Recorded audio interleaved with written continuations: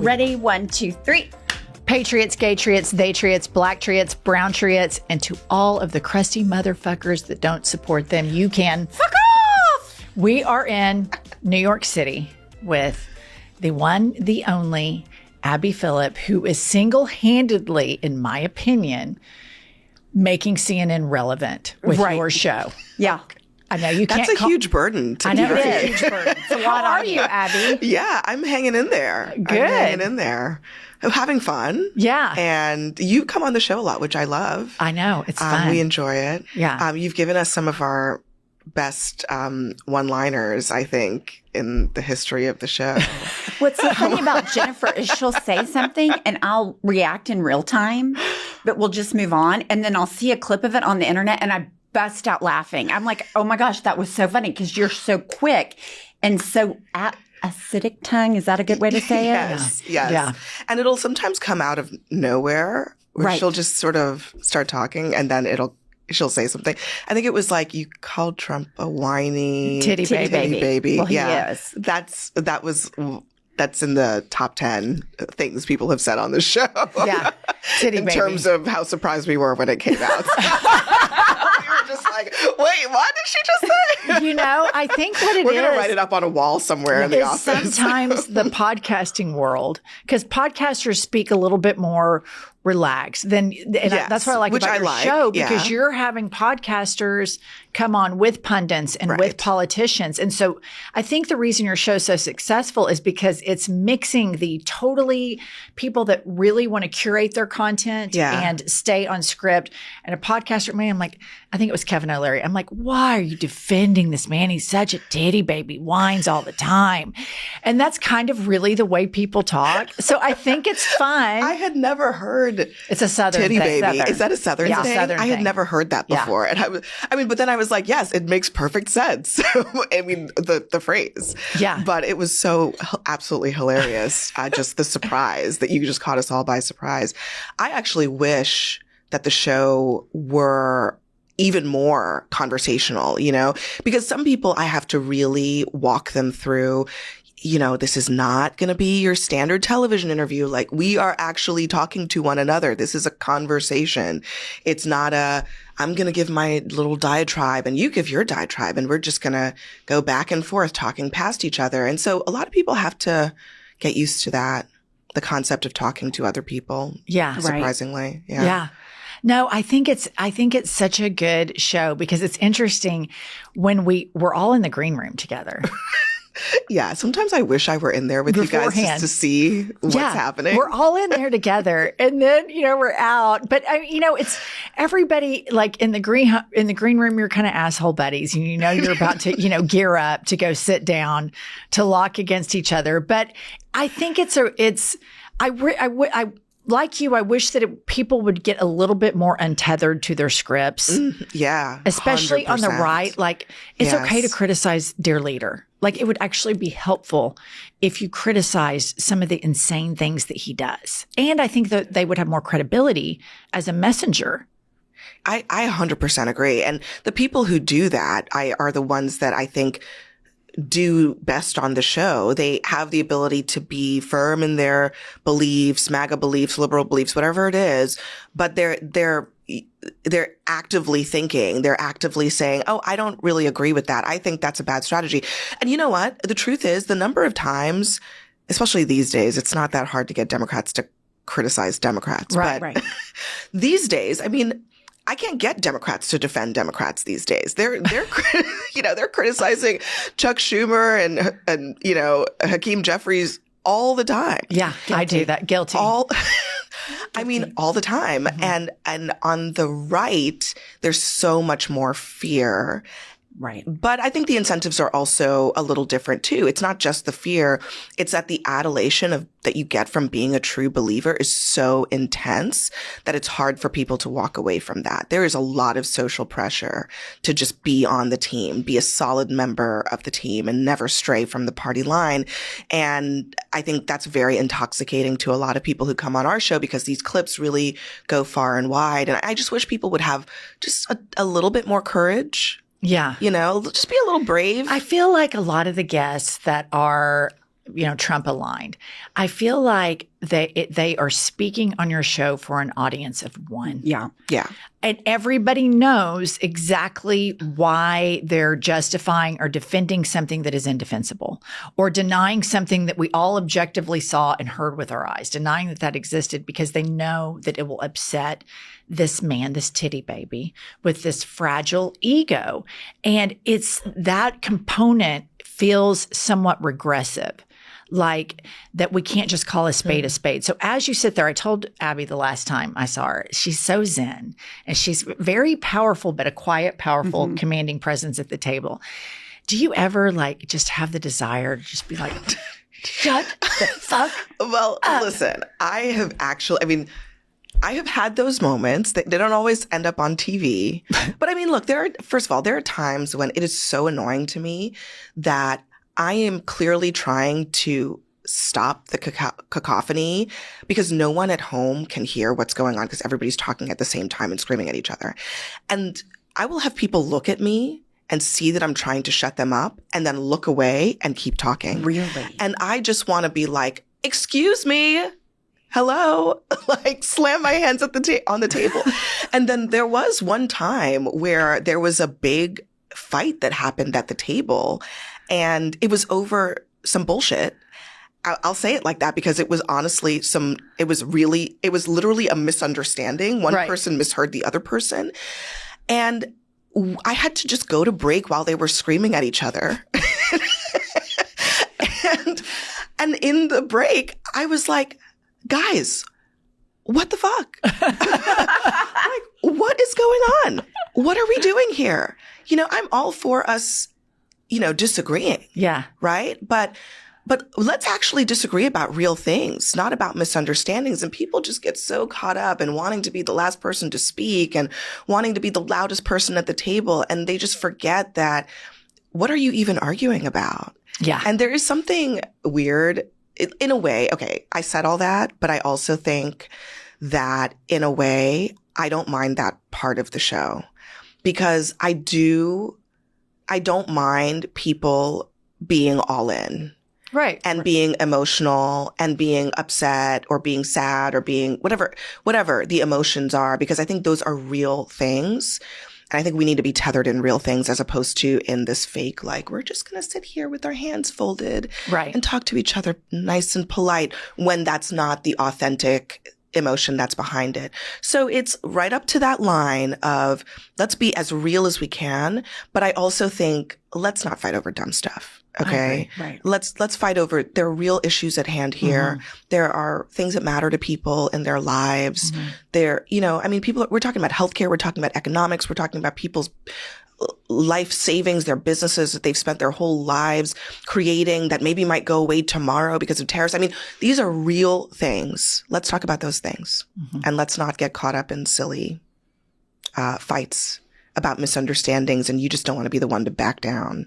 Well, speaking of silly things, we do like to ask our guests what they've had it with. Just everyday grievances. So, Abby, what have you had it with? I'm so tired today. And it's not, I really blame it on this, but in the aggregate, I'm tired of my daughter waking up at 5 a.m. Yeah. and waltzing into the room, just like, Mommy, hi. What's going on? I had a dream about rainbow dinosaurs. And, it's like that at 5 in the morning. It doesn't matter what time you put a kid that age to bed. Oh, no. They always pop up like a toaster at 5 a.m. They do. Yeah. Our kids, when they were little, I thought, let's put them to bed later. They still woke up at the same time. No, it doesn't matter. It doesn't matter. I mean, she literally, she will go to bed at 9 and get up at 5. And then she's just like bright as a daisy, just happy as a clam, and complete energy from sun up to sundown. I don't know where they get it from. I would like some of that, but I've had it. Yeah. Hello. Yeah, totally. You're a young mother, so I have a question. When I was a new baby mom, new kids. We had one book, What to Expect the First Year. That was it. Yeah. So if there was some type of behavior or tantrum, you would just look it up and say, okay, yeah, that's developmentally normal.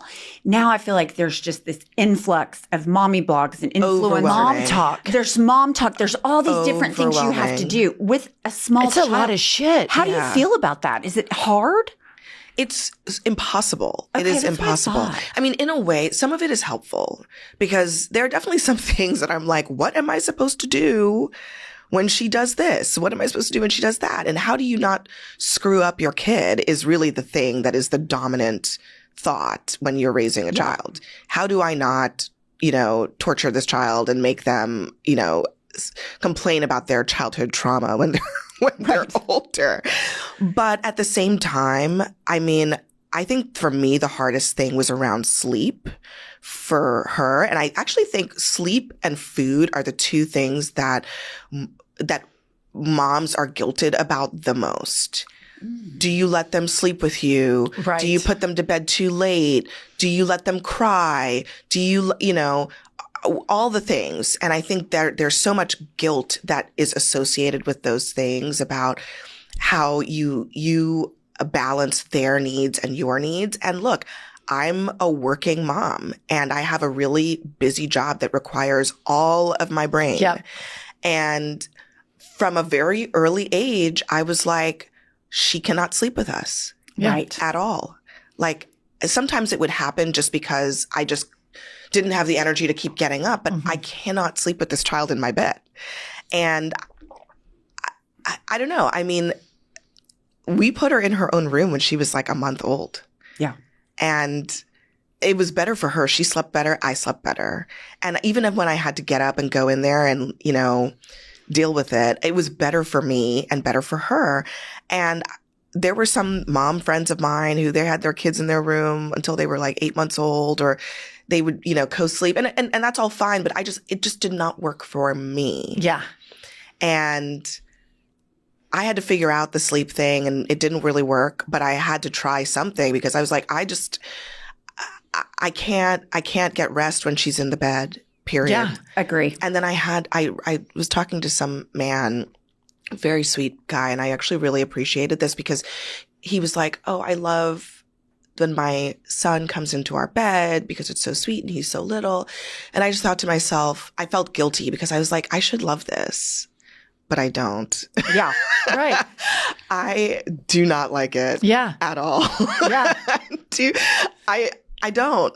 I want to like it. I want it to feel like all cozy and cuddly, but honestly, she's kicking me in my solar plexus. Right. Totally. I agree. Totally. I'm with you on that. I was like, with my kids. It feels so easy for like, especially a guy to say, oh, it's so sweet. I love it. But like when you're a mom, they're like on you like a koala. They bear. are. They're so hard. You are. And what I think that the thing about young motherhood that was so hard for me to identify until after, and I realized like it's a very lonely thing. Even though you're with this other person that you love more than anything else, there's not a word in the English language that can describe how much you love.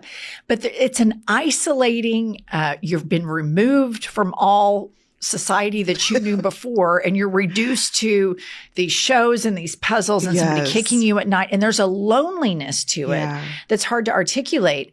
And when you said that, like, I wish I loved this part or I wish I loved that part, that's the real mindfuck of motherhood. Yes, 100%. Because there's this burden that you think, I have to be a 12 out of 10 on all of these issues. And I think that my advice to young mothers would be unsolicited advice. Find what works for you. If you don't like doing puzzles with your child, don't do them. Don't do them. That's okay. Find what you're good at with your kids. And that's what I did. But now I have these nephews and they're having kids now. And the pressure of like mom talk and then mommy groups, I thought it was bad when our kids were little. It's so intense right now. So intense. And they're doing all this stuff. And, my schedule, my show is at 10 o'clock at night. So I have this weird schedule where I'm exhausted in the morning and in the evening I'm working. And at 3 o'clock, she gets home from school, that's pick up. And a lot of the other parents, not all of them, but a lot of the other parents are there and they hang out with the kids after school. And the times that I do pick her up, which is not that often because this is just not a thing I can do with my schedule. But when I do pick her up, I'm like, people are texting me and I've got things to respond to and I've got a meeting that I'm on and I'm just not, I'm not all the way there. Yeah. And I wish I could be, but I'm just not. Yeah. And I've had to let go of some of those things and that's just not my ministry. I can't do that, but I'm on the weekends. I'm there. Like we're going to bake Pinkalicious cupcakes together. Right. Till the cows come home. And I can do that, but there are a lot of things that I cannot do. And that isolation that you're talking about, it's in these little moments because as a mother of a young child, it's all the little moments that add up that nobody sees. That's right. Sometimes not even your spouse sees. Yep. And you're just like, because mommy is always like, mommy, mommy, mommy, mommy, mommy, mommy. You know, it's a constant thing. And those tiny moments when you feel like nobody sees how much my energy is being drawn from. Nobody sees how many things that I am trying to work out, all the 5 different activities that they're doing in a week, all the play dates, all the moms that want to meet up, all the kids that are being mean to my kid. And it's all on you and in your brain. And that is isolating. I want to kind of shift gears. This is kind of related to you having a daughter, but it's the uptick of racism and that I'm feeling. Mm-hmm. And I'm a white woman. So I can't imagine how you're feeling it. And I often think about you when these Republicans or MAGA supporters are sitting at your table and they're talking about how horrific DEI was and demeaning Ketanji Brown Jackson. And it always seems like Black women are the first that always get beat up on by the electorate at large. Mm. And so you're a very successful Black woman, graduated from Harvard. And the language that they use, to me, I perceive it as very dismissive of the accomplishments of a Black woman, because I know that those men couldn't survive in a meritocracy without their white skin and their daddy's bank account, because I know these type of guys. I know you're a million times smarter, had to work a million times harder. And now that there is this uptick, especially where I live, and I'm sure, it's nationwide, and you're raising a young Black girl, will you speak a little bit about what it's like sitting at the table as a person that went to Harvard, a very successful, fabulous Black woman, and you hear this effort, both whispers and just right out loud, demeaning Black women, and then you're raising a beautiful young Black woman, and I just want to platform that fight in that space because it's something I care deeply about. Yeah. I mean, there's no question that there's a permission structure that's been created to demean people because of the color of their skin. And using DEI as an excuse to do that by basically saying, well, the existence of affirmative action means that all of these people who have accomplished things are not qualified or didn't deserve it, got took a leg white up, person's job. and Right. took, literally is what they say, and that's just flat out wrong, right? It just doesn't. It's nonsensical. It doesn't make any sense. But also, if you've been in any of these spaces, as I have, when I went to Harvard, I grew up just working class immigrant family. I went to public schools my entire life, and I got to Harvard and realized that 60% of the people I was around were people who grew up rich, went to private schools. Maybe their dads were famous and moms were famous. And is that a meritocracy? Hello? Right. It's very much not, right? You're exactly right. So all of the people who did not fall into those buckets actually had to work their asses off to get there. Yep. And there were some people who were born on third base. And that's the reality of the so-called meritocracy in this country and really around the world, is that it's always been the case that if you came from privilege, if your parents were wealthy, if you were white, you had a leg up on everybody else in this country. And in many cases, there's a lot of documented proof that is still true. It's 100% true, Abby. I mean, it's not a supposition. It's not academic in the sense that it's a theory. There have been lawsuits about, banks that discriminate against people because they are Black. Or because of the neighborhood that they live in or whatever it is. Or the realtors. Have you heard about Or this? the realtors, They remove the signs if it's yes. a Black couple that live there. If there's pictures, personal photographs, the realtor will remove the Black couple. And then they notice the house will sell. 100%. Yeah. Or they'll get higher offers for the house. Or it'll appraise for more because the value of the house is determined by the appraiser who works for the bank. And I mean, even down to people's names. I mean, I've always thought to myself that, especially early in my journalistic career when I worked in print and I was not on television, my name, Abby, sometimes people would get on the phone with me and, they would have a whole conversation and maybe we would meet each other in person and they would have no idea that I was a Black woman. Right. Maybe it's because of the way I talk, but also because of my name. And that's actually a privilege that I had, that I could do my job early in my career because I was calling people on the phone and they literally had no idea that I was a Black woman until maybe they met me in person or they saw me in the halls on Capitol Hill or at the White House or whatever. Wow. And it's sad. It is. That helps, but it's true. And I do think that being on television, you can't, I'm on TV, what I look like, right? Right. I walk into a room, nobody mistakes me for anything other than I am. Right. And I'm extremely proud of that. Right. But then you get the vitriol that comes from that. But at the same time, I mean, you talked about my daughter. I mean, first of all, raising a daughter in the world that I'm in right now, she is still always, often the only one who looks like her.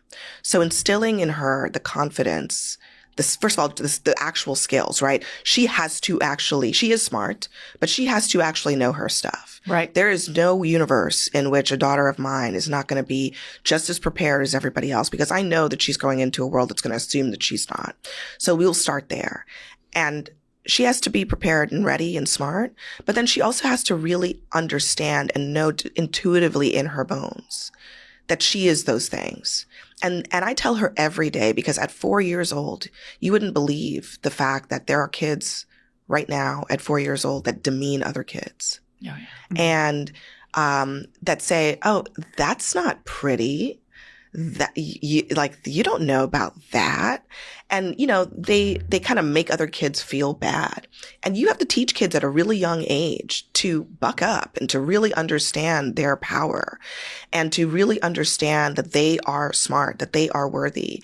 And I think just the fact that she sees me operating I am the way that I do, it's normal to her. She looks on the TV and she's like, oh, there's mommy. Yeah. She's on TV and I bring her to events and she's comfortable in her skin. And I'm really proud of that because I know, unfortunately, even we're in 2025 and in 10 years from now, 15 years from now, I don't really think it's going to be all that different in the sense that I think she's still going to have to prove herself. So I agree with you. Because you would have thought, okay, we're 30 years from like the 80s, right? I mean, we'll talk about a book at some point, but this is when as I'm talking about my book, I think about the fact that 30 years ago in the 80s, there was rampant racism in this country. Oh, yeah. Okay. And now in 2025, you just go on X. Yes. There is rampant racism in this country. People literally call me the N-word every single day. Yeah, really? They call me a monkey every single day. Some of these people maybe they're real, maybe they're not. But some of them are real people and they're sitting in their basement just being racists. And that's not an indictment on any large group of people. I'm just saying there are individuals, there are many people who are racist because I experience that racism on a daily basis. And it does not faze me, but I also know that it's not going to go away by the time my daughter is in her 20s. Yeah. So I'm going to prepare her for that world. Because it's unfortunate, but it's also human nature. It's part of who we are as a species. And I hope and pray that one day we're able to get past that, but we're not past it. No. You know, I grew up in the 80s, and I remember there was such an effort growing up for us not to be racist. I remember that if I needed something from somebody, I'd be like, oh, it's standing over next to that guy. Yes. And they're standing next to a black guy. And I would be like, the guy in the green sweatshirt. And I would just start to like clench. And I'm like a teenager because I felt like we couldn't say standing next to that black man. Yeah. There was kind of like this, that was the area that I grew up in. And and my parents were very progressive, very anti-racist. I'm very fortunate to have grown up in the place that I grew up in, that they were so progressive, because that's not the norm. No. We grew up around a lot of racists. Still. And, but now, since BLM and all of this, I read a lot of books about this and about white fragility and just seeing somebody's blackness. And when white people say, oh, I don't see color. And I've heard that my whole life from the most racist people that I know. Oh, I never see color. But now I can say, oh, she's standing right there next to that pretty black lady. That you can just say that about somebody's color. But now I feel like we've gone back. My husband is a criminal defense lawyer, and he had some clients that had an issue with the school district. It wasn't really a crime, but the parents transferred their daughters, who were black athletes, from a school in Oklahoma City, inner city, to a rural town. And within the first 2 days of school, these girls are getting D1 scholarships, incredible basketball players. Within the first 48 hours, I think they'd been called the N-word by all of their rural town friends at least 24 or 30 times. And that didn't happen in the 80s. Like that didn't, I didn't hear that kind of, I knew that some people were racist, but not like that. I feel like there's such an uptick of it. And I feel like people like Angie and me are good allies and credible messengers to speak for and with the Black community, that our lives are inherently better. Everybody's lives are better when we learn how to live comfortably and grow in multiculturalism. Yeah. Because white people stuff, all white people, Abby, I'm just going to tell you, it's fucking boring. We don't have cookouts. We don't have any fucking thing like that. It is Lee Greenwald snooze fest. It's just all white culture. I think that part of it, the segregation that still exists in this country, is really at the heart of it. And it's everywhere. It's not just in rural America. I live in Manhattan. It's very segregated here. Really? And, oh yes. It's very segregated here. I lived in DC. It's pretty segregated there too. American communities are divided along racial lines largely, to a lesser degree socioeconomic lines. But that is still the way that most people live. So where we live, my daughter we go to the park in our neighborhood. 8 out of 10 times she's the only Black kid in the park. There are dozens of kids running around. She's the only one. And so many kids are still growing up never having been in close proximity to a person of color. They don't know what to do. And we cannot pretend that children do not see difference. They do. Of course. Okay? They know long hair, they know short hair, they know dark skin, they know light skin. They see it. But the question is, what do they do with that information? How do we teach them how to process that information in a healthy way, in a way that helps them understand that we are all human beings and that we can all live together, and that the differences, the physical differences between us do not actually amount to all that much.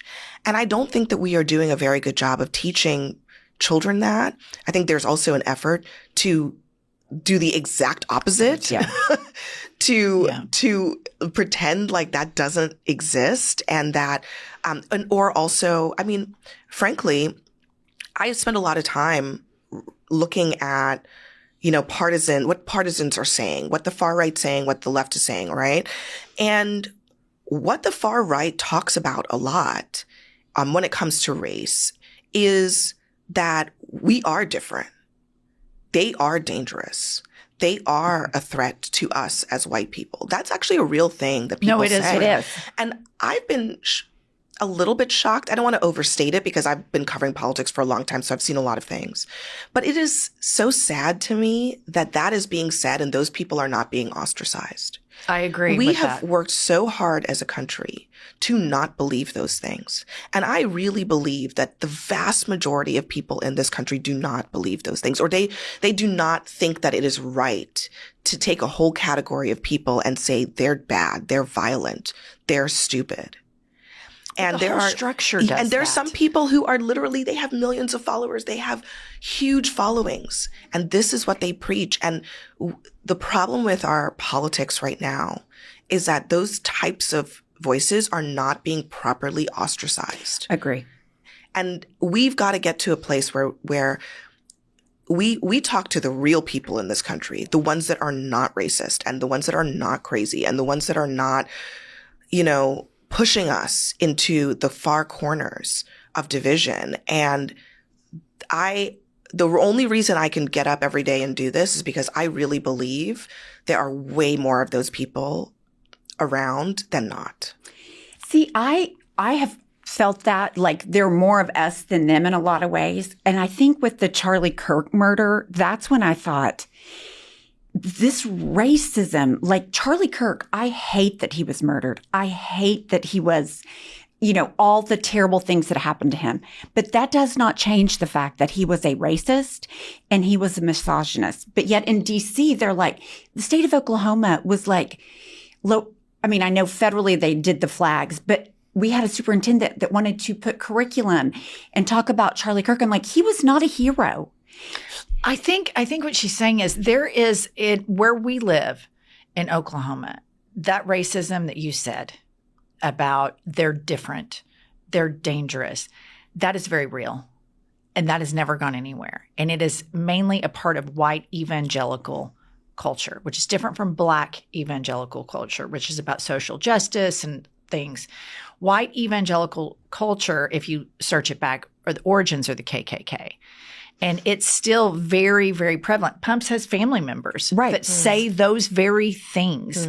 And I agree with you that a little bit of cancel culture needs to be retained for this type of racism because it hurts all of us. It hurts everybody. And when I see you on CNN sometimes and I hear people diminishing DEI, some guy, and I knowing how much harder you had to work, how much smarter you are, to get into Harvard. Here's a prime example. Like my sons, when they took the ACT, how much is the ACT prep test?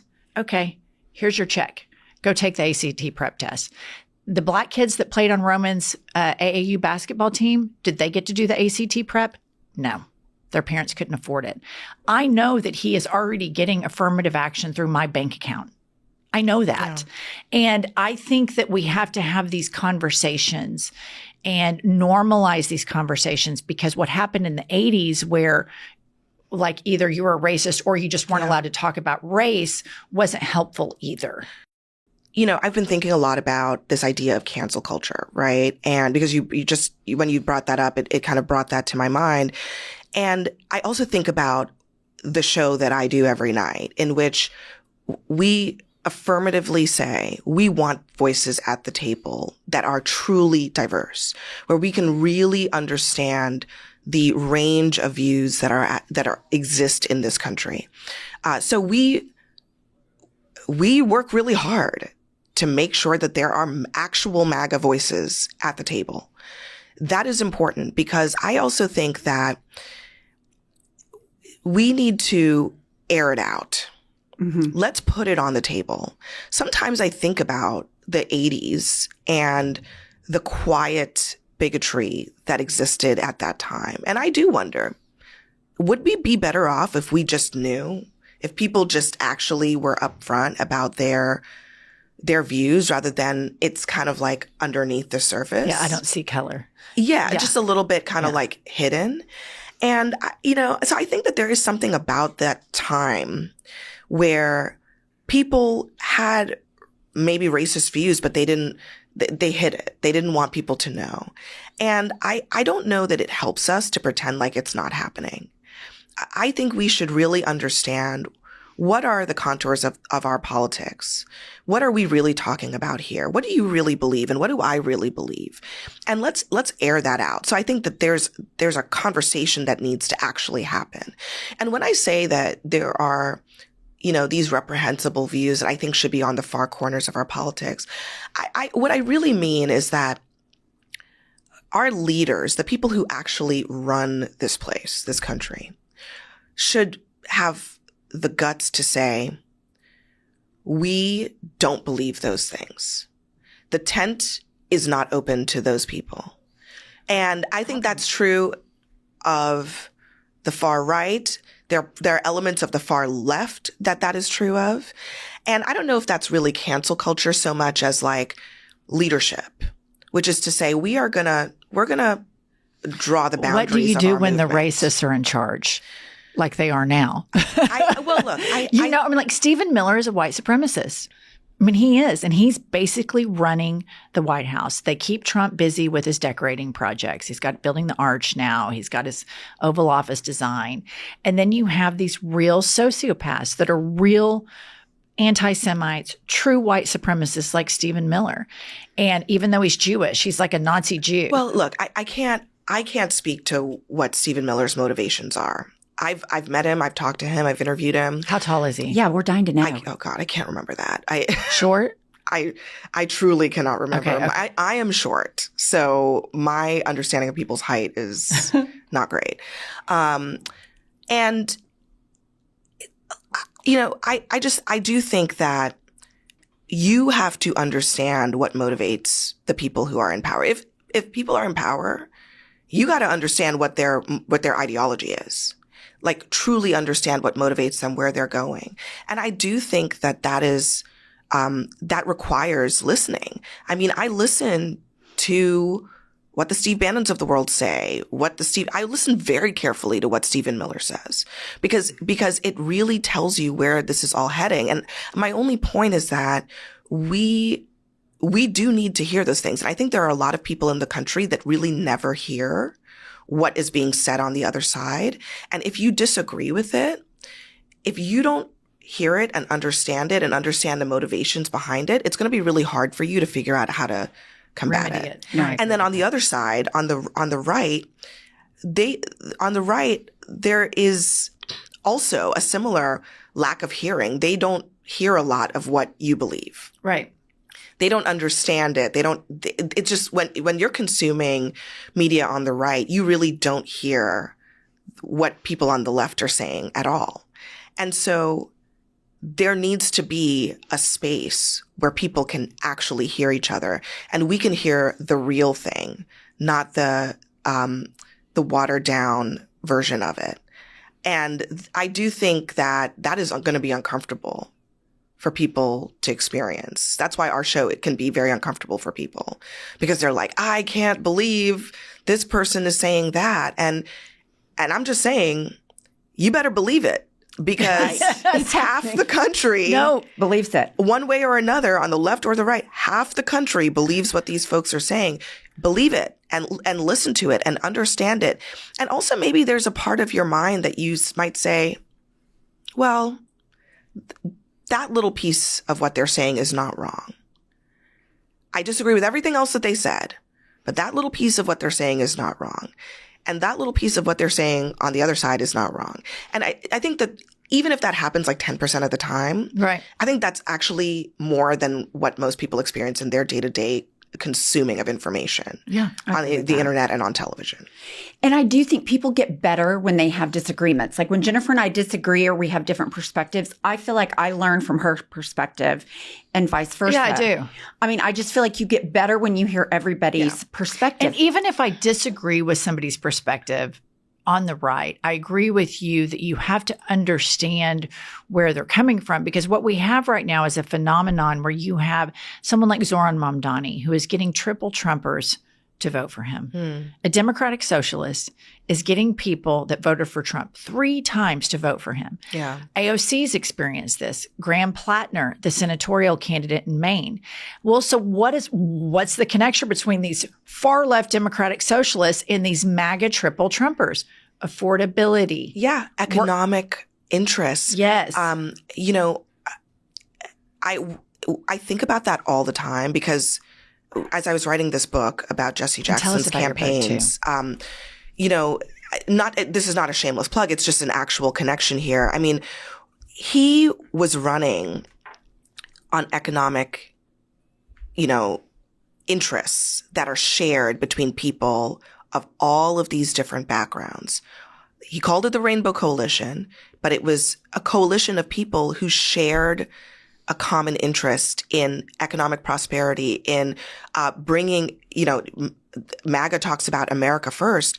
He talked about instead of spending money on foreign wars, let's spend that money at home. And I think that's fundamentally the basis on which those campaigns in 1984 and 1988 were run. And you know, one of the things that people don't know that Jesse Jackson did was that he spent a lot of time with farmers. He was in Missouri and he was in Iowa and he was in, you know, more rural parts of Michigan and other parts of the country in the South as well, on farms, on tractors, rallying with farmers. I remember that. Talking to white people. There's a part of the book where I mentioned that during the campaign, he went back to Selma, Alabama to campaign. And there was a local white official who had been one of the state troopers who was on the Edmund Pettus Bridge beating civil rights marchers.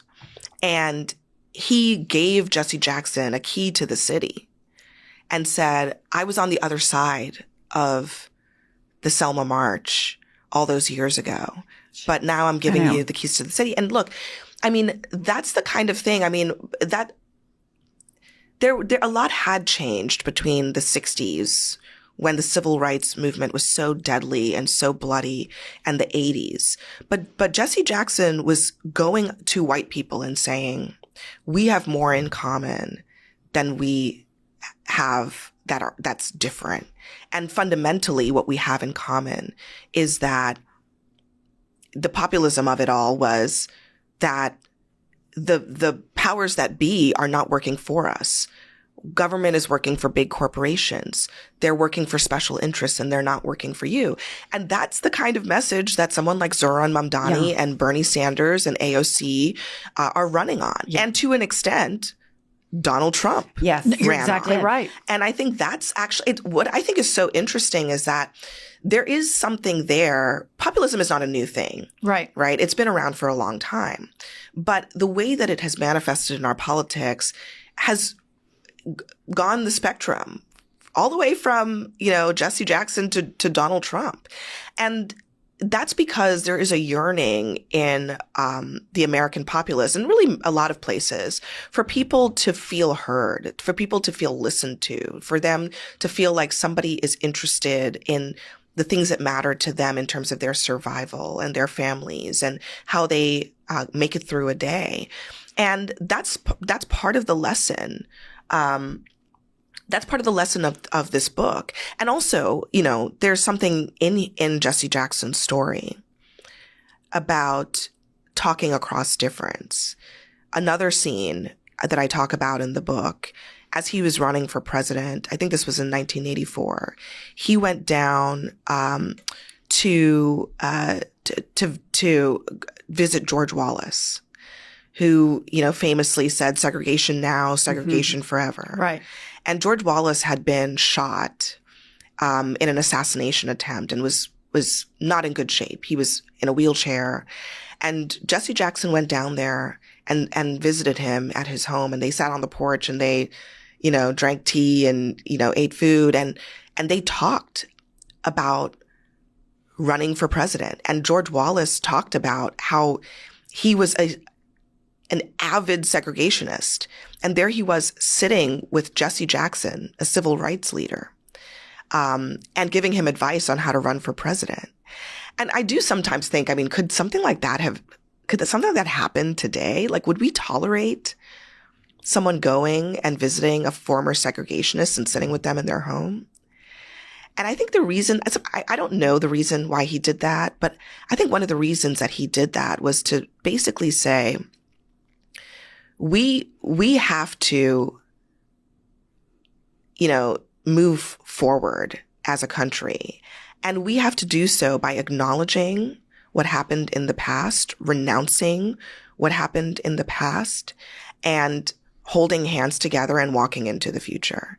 And I do think that that's kind of always been Jesse Jackson's message, which was like, I'm not going to say I'm not going to talk to you because you're a racist, but I'm going to tell you what we have in common and ask you to move past your prejudices and move forward together with me. And he's always been willing to do that in a way that I think rubbed a lot of people the wrong way, surprised a lot of people, maybe confused a lot of people.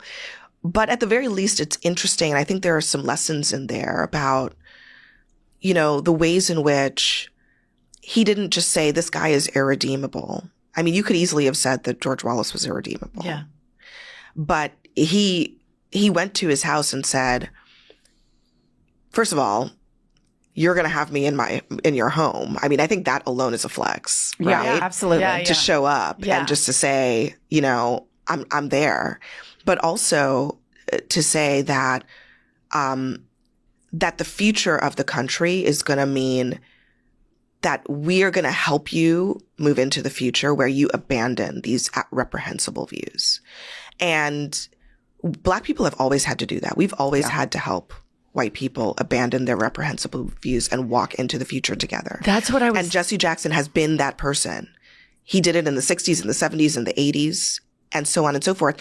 And I think a lot of people think of him, I mean, on the right, maybe even on the left, as this sort of like race hustler kind of figure that's always talking about race.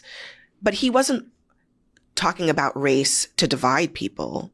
First of all, he was talking about race to say, you have political power, Black people. You have the power to vote. You should use that power.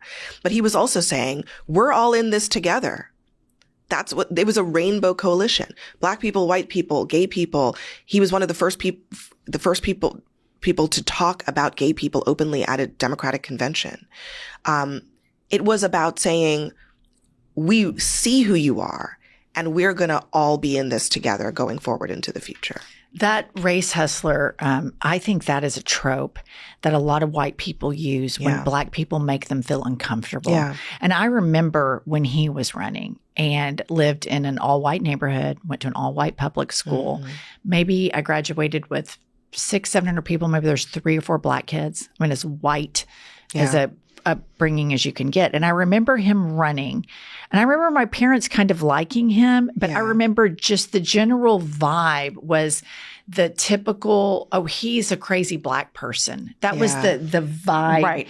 It's because the color of his skin and because he spoke so openly about human rights, race, whatever he spoke about. Yeah. The white default setting is to call him a race hustler and then be dismissive. And I remember that, and I was probably 10 to 15, somewhere during that time period. Yeah. But that was the default setting that the white culture that I grew up in, where if a Black person, no matter what they said, it was automatically dismissed. Demeaned. Yeah. And that's one of the reasons, frankly, that I wrote this book. When I started going back through the clips and reading how he was talked about, it was so clear to me that even in the contemporaneous coverage of him as a candidate, people could never see past his Blackness. And also the fact that he was a part of the civil rights movement, which a lot of people still thought was a radical thing. And when people did show up at his rallies, and sometimes people would come just out of curiosity, they would come out of those rallies thinking, oh, he actually is saying what I believe. He's actually standing up for us.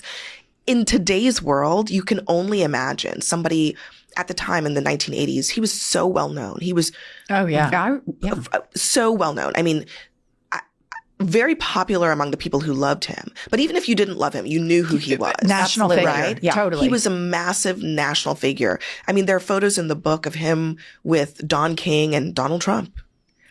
And Yeah.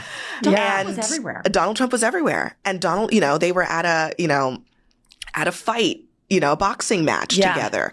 I mean, these were the types of people. He was with Stevie Wonder and Michael Jackson. I mean, he was one of the most famous people in America.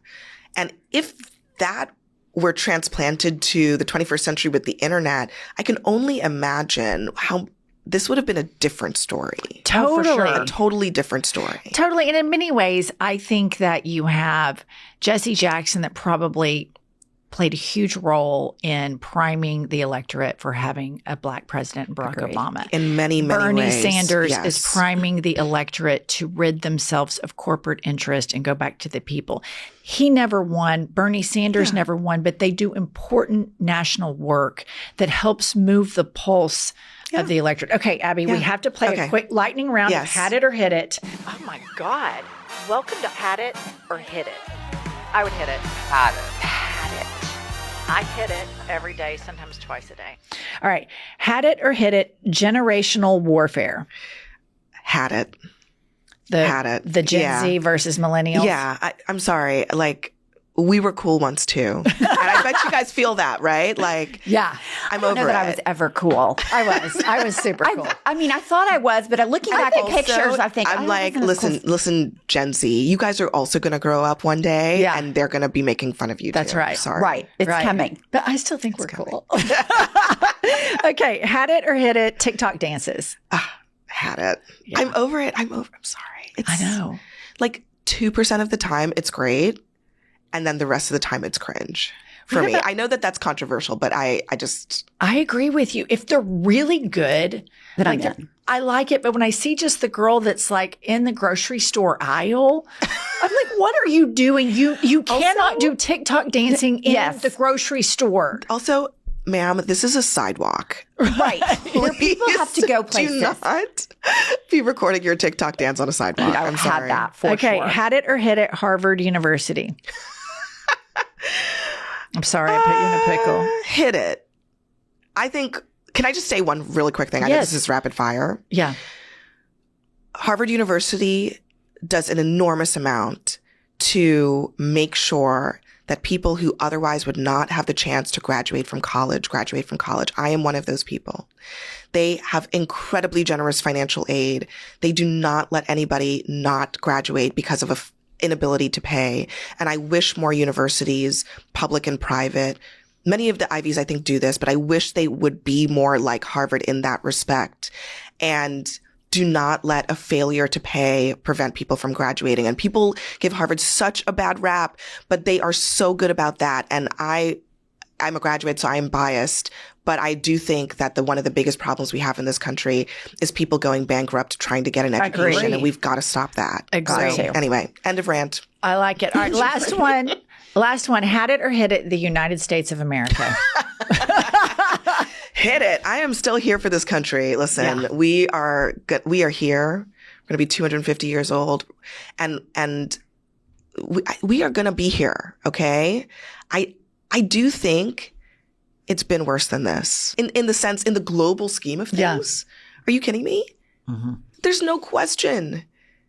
We are going to get through this just like we've gotten through everything else. And the process of us getting through this is really just about how you decide what kind of American you want to be. Are you going to be one of those Americans that makes the country better? Or are you going to be one of the Americans who gets us deeper into division? And I think that this is the moment for all of us to decide what part of the history we want to be in and write our own story and do the work. Yeah. Do the work of making this a great country. We're on Team Better. Yeah. We're on Team Better, although sometimes I'm on Better. Hey, I'm on Team America all day, every day. I think that we have the fundamental capacity to be better in a way that is head and shoulders above every other country on this planet. I really do think so. It is the self-correcting ability that we have that is what makes us different.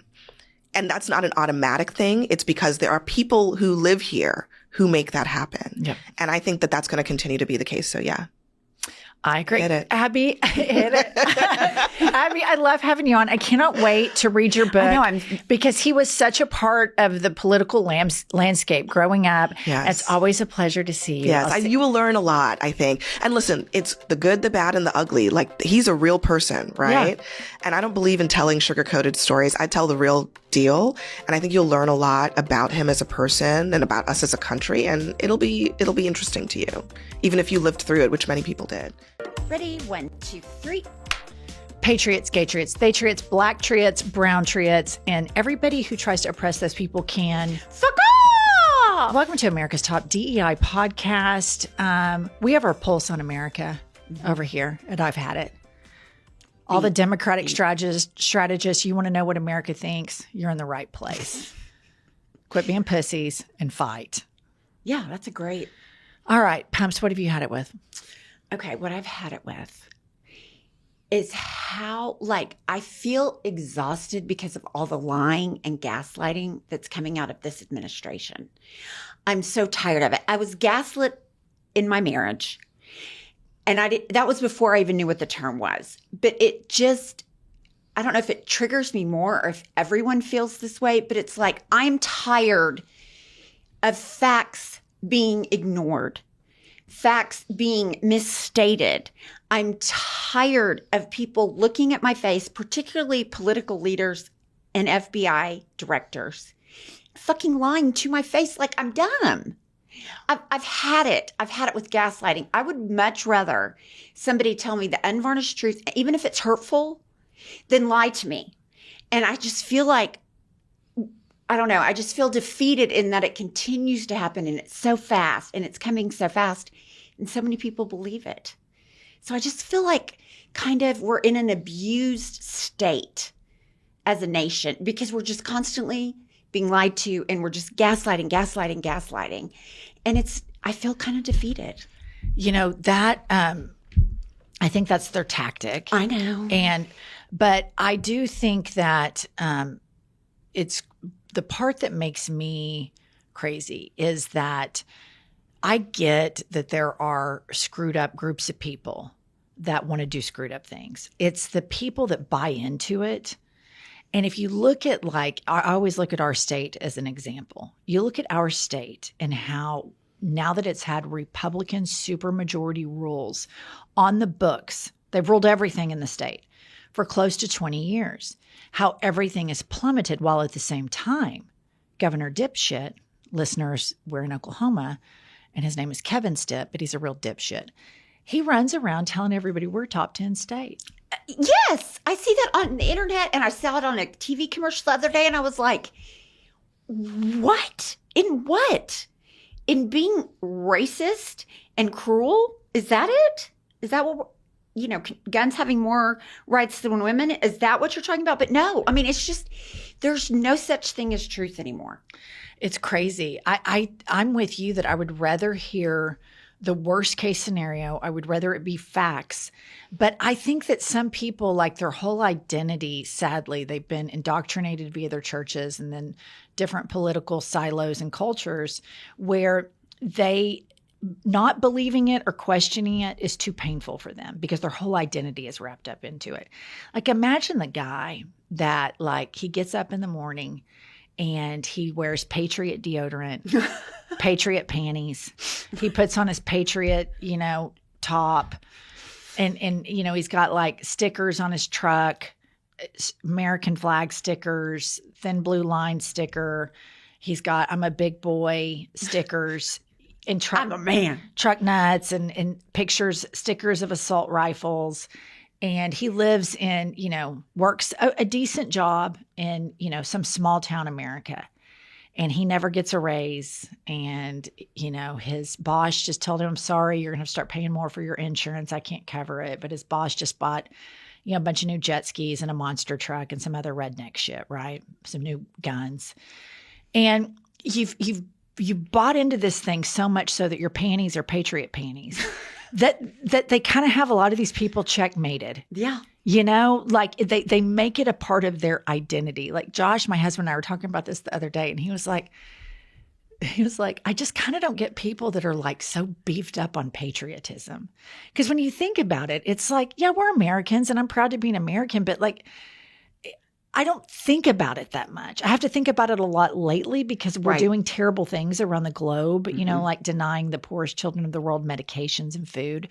But I don't like wake up every day and go, rah, rah, sis, boom, bah, I got to get my patriot panty thong on, slap my ass and look at it before I walk out the door.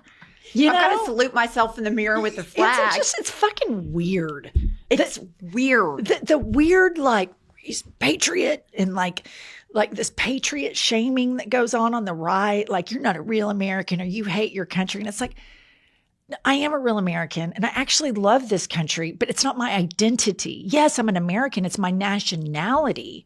But I don't wake up every day and just be like, fuck yeah, let's go USA and sing the national anthem and shit. You know, it's just, there's patriot shaming going on by these literal faux patriots. Well, and here's the thing too. When you look at the reason people love Donald Trump and think he is a patriot, it's because he got on that American flag and he dry humped it. Yeah. And they were like, that's my guy. Yeah. He's the one. Yeah. That to me, what's fascinating about that whole thing is I've never heard an American president shit talk the country as much as Donald Trump. America was dead.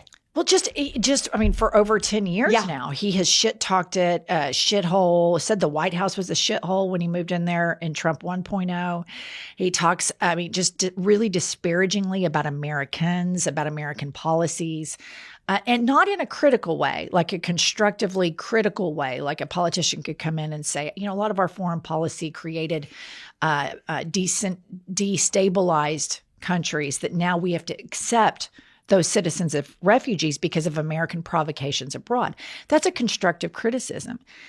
His is just like, you know, basically the USA sucks, but also wink, wink, I dry hump the flag. Right. Get your patriot panties and check out my new flea market attire, the new Patriot man bra. Did you hear that Trump that he's bringing back Trump vodka, which has already gone bankrupt? That's the latest script. Imagine, like, here's what's going to really just be so nauseating. If we ever make it through this regime, all of the patriots, the Republicans that are in the news punditry, and the next president, let's say they're a Democrat, and they shit talk Trump or shit talk anything, when they get on with their American lapel pins in their suits and they said, you know, I think this is just beneath the dignity of the Oval Office, I am going to lose my mind. Because they will do it. They will not feel any sense of hypocrisy in it. These are the people that still refer to themselves as the party of family values. I'm just like, of all the things you can say, that's not it. That is not it. Yeah. We're the pro-life party. That's the biggest bunch of horse shit I've ever heard in my entire life. It really is, especially when you tackle on the ever-growing evidence of all of these grinder surges and outages at the RNC and now at Charlie Kirk's funeral. And you have all of these DL MAGA demon queens that, you know, pray to Jesus, dry hump the flag with Trump during the day, and then they're out at night doing gay stuff. Yeah. Eating some ass. They're eating ass. Mm-hmm. All right, let me tell you what I've had it with. I've had it with digital small talk. Okay. I don't like small talk in general. You know, one of my problems when I go to places with you, and Josh has started this too. Both of you say to my face, oh, I hate small talk. I want no part of it. And I'm like, perfect. You're a great companion date for me. And then we go to these events and every body language in me is turning, heading. Yep. Nice to see you. Nice to see you. I'm doing the hand. And you're going in asking 75 follow-up questions. And Josh is now doing this too. And here's the thing. Josh and I both will bond over, we're going to be in and out. We're not talking, and we're the worst offender. I don't know what it is. If it's hypocrisy, if it's projection, I think you genuinely, in your mind, think that you dislike small talk. But once you get a taste of it, it's like crack cocaine. Here's my thing. I find weird stuff interesting. And so. Oh, I know. So I'll ask a question because I'm just like, I want to know this little bitty part about it, but you can't ask that little bitty part without the full context coming out. And so what I need to do is deny my curiosity and just stick with not asking the unanswered question. I mean, Yeah. So anyway, that's verbal small talk that I'm on the permanent record here at this podcast, I think from very few episodes of being against. You're on the record of being against it. while being the worst offender. While torturing me I know. all the time. But the digital small talk, and it comes in all forms, text messages, emails, and DMs. Like, I just feel like sometimes there's just a lot of digital small talk that's unnecessary. And I find myself sometimes in text exchanges with people where I'm sending the signals of a thumbs up, like heart, like thumbs upping the message, not even a heart, a thumbs up, and trying to get the conversation to come to a conclusion. And it just keeps firing up. It just, I mean, they're raring to go and they're wanting to have this whole digital small talk conversation. And I'm so uninterested in it. I can't do it anymore. I'm just at the end of my ropes with small talk, both verbal and digital. Yeah, I do. I think, especially with DMs and stuff, people sending you reels. I quit checking DMs, just in general, because I feel like sometimes I like to, sometimes a little, okay, I like a little bit of digital communication, but once it's come to a conclusion, it needs to conclude. It's people who keep the small talk going. But then when I get to my phone after we're filming or I'm working on a design project, I've got all these emails, I have text messages, and then it just seems so daunting to go to the DM box. Yeah. And it's just a whole nother set of shit that I had to check. And so I'm taking a DM vacation. Good for you. Yeah. I mean, sometimes I'll open up like the top 3. Yeah. But everybody in my family jokes around now because we have a family DM, and Instagram. And now they're all like, Mom never checks her DMs anymore. And you didn't see this meme or that meme. And I'm just like, I'm just kind of out. I'm out on them. Nobody's sliding into my DMs. No sliding for you. Mm-mm. All right. Welcome to I've Had It. I'm Jennifer. I'm Angie, HBIC. Kylie, what's going on with the lesbians? The lesbians are good. We're keeping it gay out here. Oh, Excellent. I've got 2 reviews for you today. And this first one is 5 stars, titled, My Husband Said He'd Marry Jennifer. And Gambit writes, My husband confessed he'd marry Jennifer in a heartbeat. And I can't even be mad because same. Pumps is my spirit animal. Jennifer is my husband's backup plan. And together they deliver the perfect cocktail of wit, rage, and hilarity. Jennifer and Pumps don't just host a podcast. They run the emotional support hotline for modern adulthood. Thank you for ruining every other podcast for us. That is really exciting. That is so nice. High And praise. what's so great to know is if Josh and this hypochondria continue, Right. I can just go till we can jump into this and it wouldn't be a throuple with you and there'd be a quadruple. No, but here's the deal. Maybe you could switch her for Josh. Like you could take her I wouldn't do husband. that to her. She might be loving the what's it, Florence Nightingale? She might just be all up in that. With the hypochondria. I don't know. He said he was going to go get a hearing test. I haven't asked the results. Have you asked him? No, I was going to ask him because I've been having headaches because of my eyes. And I was going to ask him if maybe his headaches were because of his eyes. But I literally thought in my head, if Jennifer heard that I asked about this, she would murder me if it gave him one more reason to bitch about his headaches. So I just didn't. Kylie, who else?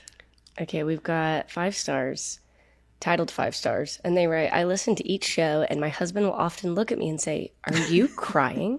I don't know why this show makes me so emotional. It's so refreshing to hear real conversations between smart, respectable women. Sometimes I feel like an alien in this country, so thank you, ladies. That's so nice. That goes back to what Pumps was saying about feeling like we're getting like mass abused right now. We are. And when you hear empathy or, people being open-mindedness and advocating for all of the people that this administration is bullying, it's something we just have to continue to do. It's so important that we keep the culture of that alive during this and never obey in advance. No. And have you noticed an uptick on, people being ugly to other people? Like, you're not an American. Speak English if you want to live in America. I feel like I'm seeing that more because Trump not only is doing that, but he's emboldening other people to be horrible people. All right, let's move along and let's discuss with the listener what happened at the dog school yesterday. Oh, God. Why do you have to bring that up? I'll set it up. I'll set it up. Pumps and I both send our dogs to doggy daycare because we run America's Top DEI podcast, have our pulse on America, and are ready to advise Hakeem Jeffries and Chuck Schumer whenever they're ready as to how they can turn the ship around. Nonetheless, the dogs go to the dog school. I have 2 Frenchies. Pumps has 2 Frenchies and a shaved Siberian Husky, which is not to be confused with her vagina, which for the long-term listeners will know that sometimes those things are interchangeable. I forgot about that. The shaved Siberian Husky, the actual dog, and the shaved Siberian Husky, your beaver. And anyway, so we both go to pick up the dogs at the same time. And my dogs like her a lot. Her dogs like me a lot. And so they hadn't seen each other. And the dogs have been to school together. But they all come out and they're all super excited. And I'm petting on her dogs. She's petting on my dogs. And then we walk outside. And it's kind of rush hour at the doggy daycare. And there's this really nice woman who's a really good pet owner. She's a good American. She's a real American. She's a patriot. She's probably a patriot. And not in the obnoxious, fake kind of way. But she looked like a pretty earnest person. She was so nice. She didn't deserve what happened to her. So we're outside, and Pumps and I, of course, are like 2 bulls in a china shop, just still yakking and talking. And we'd been together the whole day, but we're still yakking. And all of a sudden, her French bulldog, Oliver Glizzard, violently attacks the dogs of the aforementioned nice, normal woman. Oh. And he doesn't just like, I mean, it's a Napoleon complex. These dogs are 5 times the size of him. And he is just being a total ass twat. Oh, it's horrible. It goes crazy. He goes crazy. So then we get him back together with Pumps, and she's, oh my God, I'm sorry. So this woman and I were parked by each other. So then we start walking over again. Oliver escapes again. He takes out of his leash.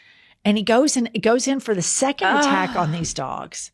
And then her puppy is running into the street. And there's about 7 people at this point involved. Oh, it was so terrible. And then tell them what happened when you got to the doggy daycare this morning. Okay, first of all, it was absolutely horrible. Like, I'm getting sweaty just thinking about it now. It was so horrible. Anyway, so I pick him up, like I have him in a chokehold, not a chokehold, but a bear hug when I walk him in. I left the other 2 dogs in the car and I walk him in. Here comes the girl that works at dog school that doesn't like him. And I know she doesn't like him. And here's the deal. I don't blame her. If I worked at dog school, I too would not like him. But she's kind of no nonsense. She walks out and she's like, we're going to have to make some changes about Oliver. And I was like, I 100% no. Inexcusable. I'm so sorry. I'll bring him in holding him, or I'll bring him in on a harness, because he was on a leash and not a harness. And it was horrible. I had to text the owners and apologize. I mean, it's just been, and I was like really upset about it. I mean, I'm even considering like the 3-week ship him off to training thing. I mean, it was bad. It was bad. Yeah, it was really bad. Yeah. It was really bad. I think he's acting out. That's just kind of how he acts around other dogs. I told you he did that to that neighbor, my neighbor in the neighborhood, where he knocked him down off of his feet. Yeah. Anyway, so that leads me to, I want to highlight potential dog goals. And what I have here is a story I want to share with everyone. Okay. That there is this Frenchie in China, okay? And he goes viral for collecting plastic bottles. And shops even save their containers for him to go get the plastic bottles. And this dog earns money each month, including income from his online videos. And they range between $420 to $560. So this Frenchie has pretty much the same DNA as Oliver Glizzard. And I want to show you all the video. And for listener, I'll describe what you see. This French bulldog earns over 1,000 yuan per month collecting plastic bottles. His name is Xiaobai, which means Lil White. When he was 6 months old, he picked up a plastic bottle and a stranger gave him a small piece of meat for it. So then he started a lifelong interest in bottles. His owner, Mr. Zhang, takes him on walks around the neighborhood in Guangzhou Canton province. And although Lil White started it, Mr. Zhang encouraged this behavior by rewarding him.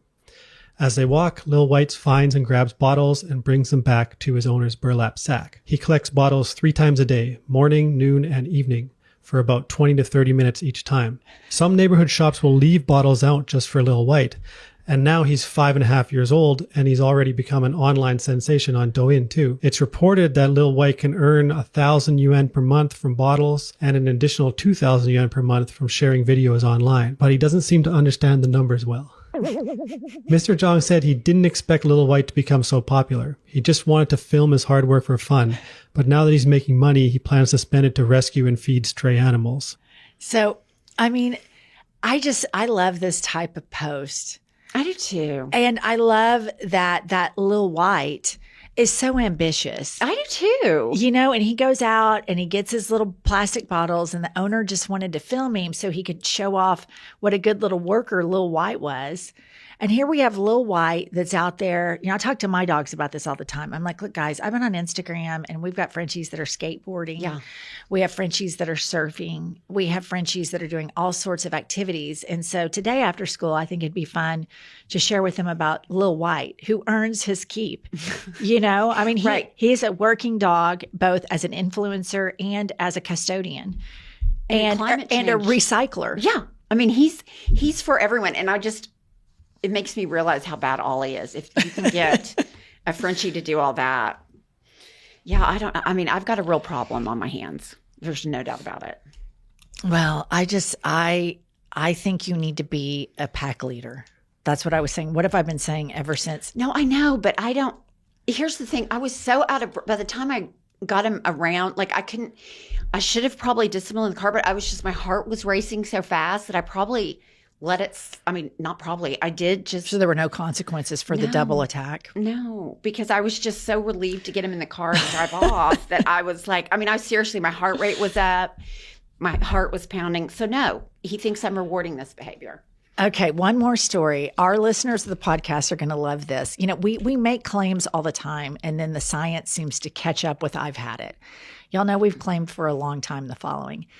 People who constantly hate on everyone and everything are high IQ individuals. So listeners, we've been saying shit talking together and hating on shit is a bonding experience, and we always thought we and our listeners were smart. Researchers found that individuals who frequently express dissatisfaction often display advanced critical thinking skills. The report indicates that these individuals tend to analyze situations deeply, noticing flaws and inconsistencies that others overlook. While their behavior is often perceived as negative, scientists argue it may stem from heightened awareness and intelligence. And to that, I will say guilty as charged. Patriots, Gaytriots, we have a guest today who I'm super excited about. He's a comedian, and he is the author of the book, Separation of Church and Hate. That sounds like a great idea. Yeah.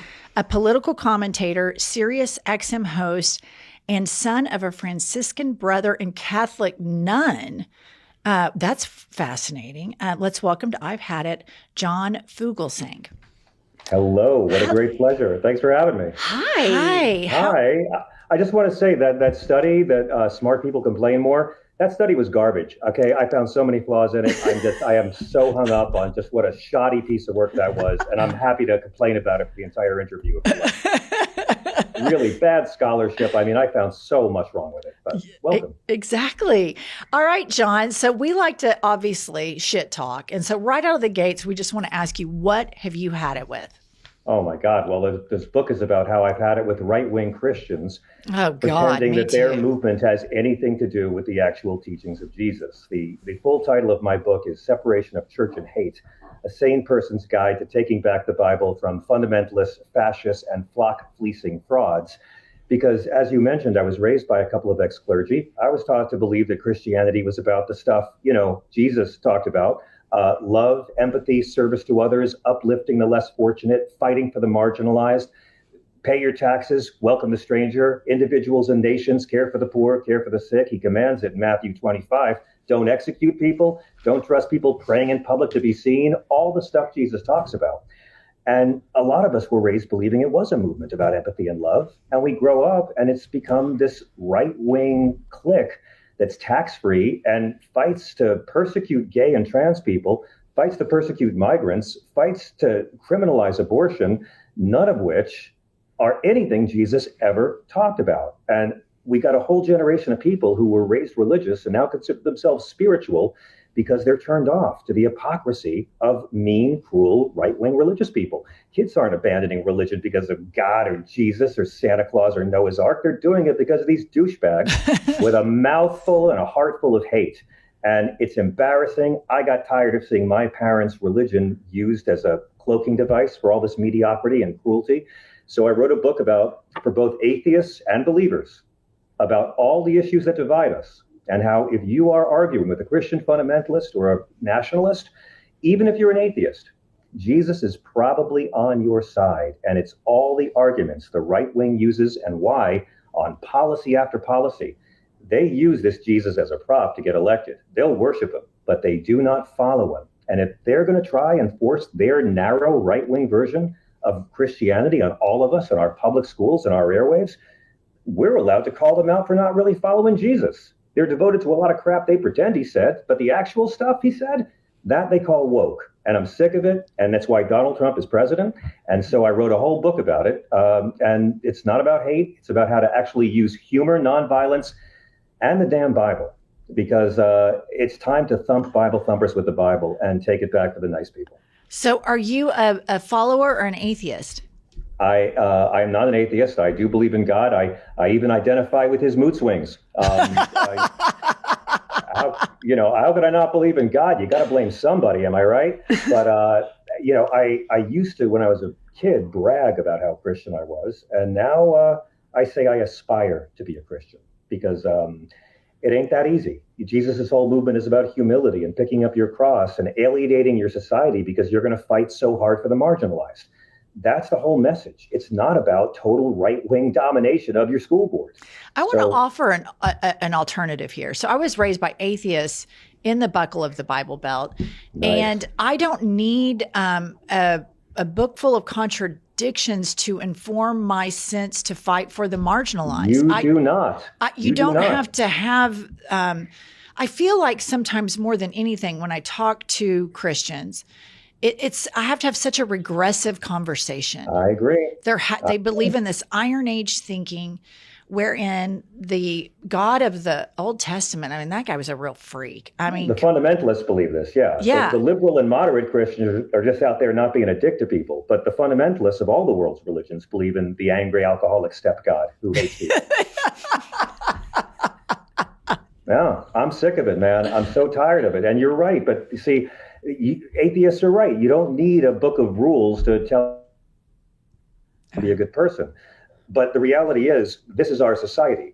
And the entire history of Christianity since the Romans took it over, and it stopped being the brown-skinned Jewish carpenter's message of love and acceptance for the poor and became an imperial religion that will dominate and slaughter people, but it's okay because we'll force you to be Christian and then you're saved. Let me ask you this. Go ahead, please. So you know how everybody, like all the Christian nationalists, their big thing is like, we're Judeo-Christian values, and because they can't sell Israel under the bus. So it's always like Judeo-Christian values. We have to maintain them. And I'm like, that is such a bizarre thing to not evolve. Every other form of study evolves and changes and gets better. And so, like, in my opinion, like the 10 Commandments, there's a lot more that can be added to that don't involve God's ego.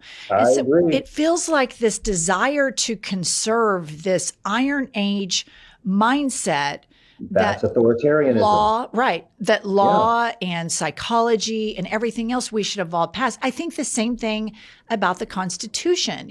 Like we haven't amended it in a very long time. I think it's crazy that South Dakota has 2 senators and they have not very many people there. And then California has 2 senators. And so I just think that whenever we're trying to hold these rigid things in place, when we have evolved and we have more studies and more data. But they're both the same. They're both, the Electoral College and organized religion are both examples of how the minority controls the majority and uses sacred texts that can never be questioned to control the majority.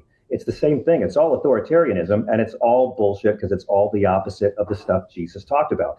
They want to say Judeo-Christian values, not because they care about Jews. Half of these people are rapture files who want the tribulations to come, where half the Jews will die and the other half will forcibly be made to convert. They love Jews that much. They don't care about that, and they say Judeo-Christian in many cases because they kind of prefer some of them Old Testament laws over all that love and acceptance of Jesus. These are the guys who quote Leviticus to justify cruelty to gay people, even though that's the book God gave the Hebrews when they were escaping bondage. Jesus brings a new covenant. You get to eat bacon now. You don't have to be mean to gay people. But again, they'll pick and choose the parts of the Bible they want to follow, which everyone does, but the fundamentalists do it to justify cruelty. And I got to remind them 10 times a day on my Sirius XM show, Leviticus 20:10 commands you to stone adulterers to death. I'll let you work that out with Donald Trump yourself. I'll let the Secret Service know you and your rocks are on your way. They don't believe it. They weaponize parts of books they don't believe in to hurt a minority that Jesus commands them to love. I completely agree. I was raised evangelical, and she made it out. I made it out. Right on. But what upsets me most from a personal level is the lack of empathy I see in family members. And when I say, what would Jesus do in this situation? And it's an immediate, oh, well, he'd be for this. And I'm just that's exactly opposite. So what do you attribute that to? And what is your response to that? Trying to change it. I attribute that to 2 things. They don't read the Bible, and they're counting on you not having read the Bible. And that's it. Because Jesus of the Bible was a peaceful, radical, nonviolent revolutionary, hung around with lepers, hookers, and crooks, never spoke English, was not American, was anti-wealth, anti-death penalty, anti-public prayer, Matthew 6:5, but never anti-gay, never anti-abortion, never called poor people lazy, never fought for tax cuts for wealthy Nazarenes, never said torture's okay in some situations. He was a long-haired, brown-skinned, that's in Revelation, brown-skinned, homeless, community organizing, unarmed, anti-slut shaming, authority questioning, authority challenging, Palestinian liberal Jew. But that's only if you believe what's really in the Bible. So anyone who's trying to link Donald Trump to Jesus, they haven't read the Jesus parts. Because the only way you can follow both Trump and Jesus is if you haven't read either of their books. Those guys have nothing in common except they spent a lot of time around prostitutes and they both used ghostwriters. That's it. Let's talk about the part about Jesus speaking out against the accumulation of wealth, number one. And the second part of that is him speaking out against public religiosity. Because these are the 2 things that, as an atheist raised around this, I've never found anything about Christianity attractive. My mother made sure I wasn't indoctrinated, made sure my mind stayed open. And every Christian I met just further exacerbated my secularness. And the 2 things that all Christians that I've met that are Americans in this part of the country, we live in Oklahoma, seem to have in common is a worship of wealth and overt religiosity, public religiosity. It's very well known in Oklahoma or Texas when you meet somebody. Well, what church do you go to? They think it's their business. It's a very toxic culture where people don't mind their own business. I grew up half Southern, half Brooklyn. I'm very used to it as well. I'm a fan of the show, by the way, ladies. I'm thank you. Total fanboy for the you 2 rock stars right now. It's really fun to be on here. Look, the Bible has a lot to say about poverty. It bluntly commands generosity and justice and compassion towards the poor, and it doesn't ask nicely. God commands lending to the poor without expecting repayment, without ever causing interest. It was causing interest, charging interest on the poor that made Jesus do the whole temple freak out. In Moses' law, you have to have a Jubilee year every 50 years where all debts are forgiven to reset economic inequality. I mean, Jesus commands individuals and nations to care for the poor in Matthew 6:5, and says that individuals and nations will be judged, heaven or hell, by how well they care for the poor and the sick and how well they welcome the stranger. And, you know, throughout, Jesus warns you about these people who pray in public to be seen. He's not against praying in church, but Matthew 6:5, he warns you to not trust anybody who prays in public on the street corners so they can be looked at. I think about this whenever I see, you know, Mike Johnson on his knees in the well of the House. The guy could have gone into the back room and prayed with these other congressmen in private, tastefully, but they don't want that. They want to show off. They want public displays of piety. Jesus literally says in Matthew 6 that when you pray, go in private and pray to your Father in secret. And that's what he says right before he teaches the words of the Our Father. They don't teach that in Christian school. And again, I think if you're opposing Christian nationalists, fall back on Jesus. That's it. Don't fight them. Make them argue with the Bible. Jesus and God command us to welcome the stranger. God commands us in the Old Testament to treat the alien as one of our own, and Christ says that nations will be judged, heaven or hell, by how they welcome the stranger. So when your Uncle Racist is over, just say to Uncle Racist, why should I listen to you and Donald Trump and ignore God and Jesus? This is why I think politicians like Andy Beshear of Kentucky or James Tallarico from Texas are going to have so much credibility reminding these rural and suburban religious folk what they're supposed to advocate for. And I think that they are such credible messengers.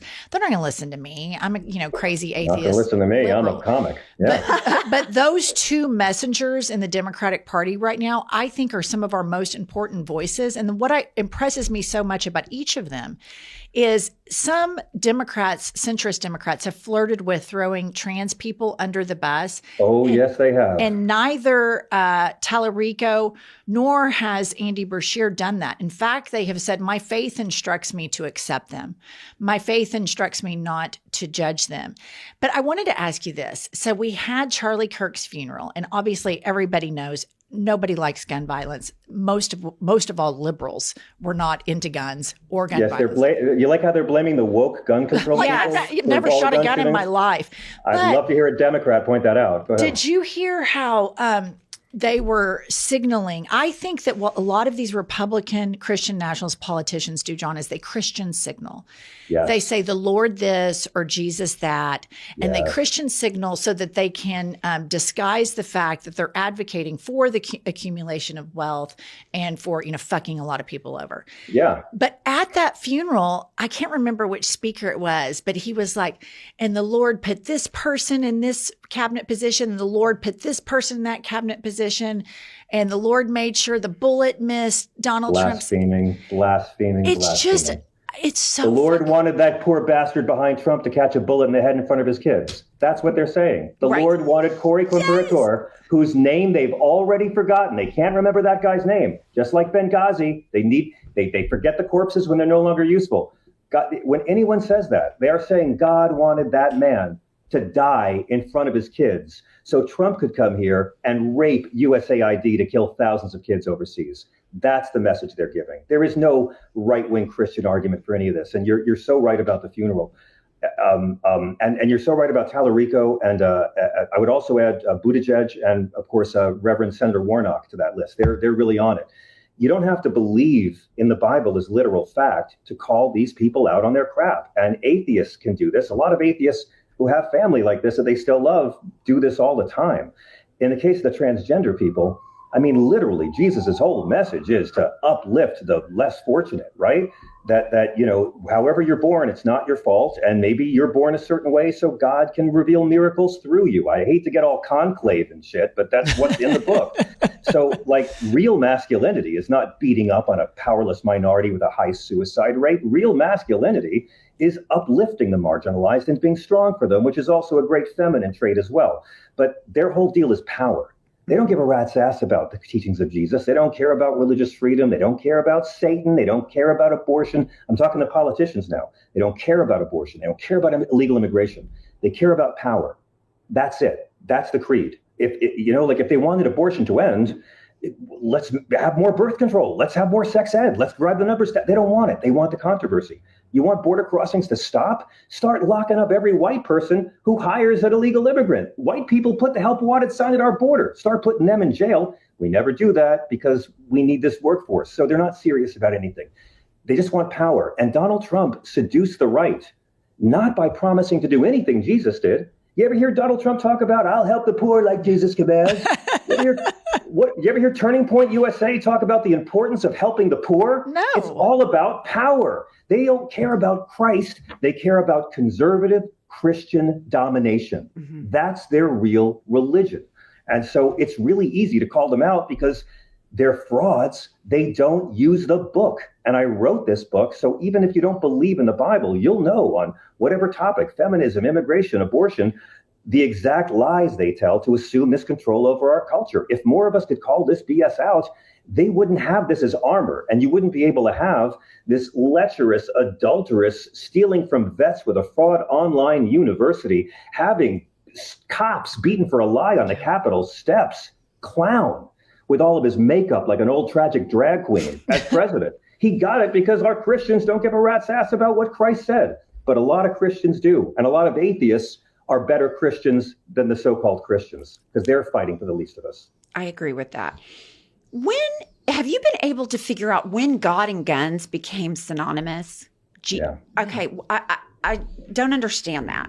I do a whole chapter about this and about violence and about toxic masculinity and the ones who worship, dude bro Jesus, the strapped, alpha bros for Christ. It really, I think in the 1970s, it really began when guys like Jerry Falwell, before they had latched on to criminalizing abortion, which again, the Bible never forbids, but that's how they took over the party. And they began to associate gun ownership with good stewardship, with good citizenship, that it wasn't just a right, it was an obligation for good people to do.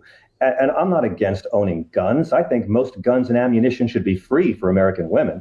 And maybe for altar boys too. But what we've gotten instead is this corrosive culture where there's 110 guns for every 100 people in our country. And they are fighting very hard for mentally and emotionally unstable 20-something men to have easy access to products that are designed to kill lots of humans really fast. There's no Bible justification for any of this. When gun violence is the #1 killer of children, more than car accidents or disease, and it's because the Christians won't allow an up or down vote without a filibuster on high capacity magazines. I mean, why can't we tackle a guy when he has to reload after 10 shots? Why do civilians need to fire off 30 rounds without a break? The expanded background checks, that's more popular than Christmas. Right. 90% of us support that. We can't get an up or down vote because of the Christians. I don't want to hear from any of these guys that they're pro-life when they are fighting every day to make sure the next Salvador Ramos or Robin Westman or Dylan Roof or any one of these guys can easily get their hands on military hardware and slaughter American people. It's all a business. It's all about power. They are not practicing the rules of Christ. If you care about life, if you care about children, then you want to make it a little harder for an emotionally unstable 20-something white guy, because that's always who it is, to easily massacre lots of Americans in a short amount of time. They're not pro-life. It's all power. It really is. It's so gross. So one thing we're really into that I'm really into right now is I have this hypothesis that in the MAGA movement, you have a bunch of emotionally stunted, broken people with inner child issues and a lot of suppressed sexuality. And we have some data coming in on this. We know that Grindr was overloaded during the RNC. We know that after Charlie Kirk's funeral, Grindr had a massive usage strike. We know that podcasters, right-wing podcasters like Benny Johnson gets targeted ads for gay cruises while at the same time, espousing, Christ's kingdom and all this crazy ass bullshit, right? Homophobes like it both ways, don't they? Yeah.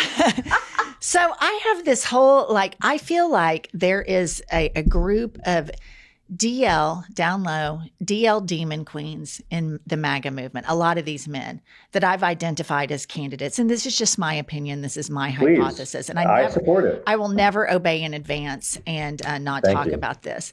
why your show's great. I endorse outing people who legislate against LGBTQ citizens, by the way. I do too. If you're going to you're an artist and if you're an actor, you keep it a private, fine. If you're a country singer, keep it fine. But if you're actively making life harder for trans kids, fuck you, man. Let's get your name out there.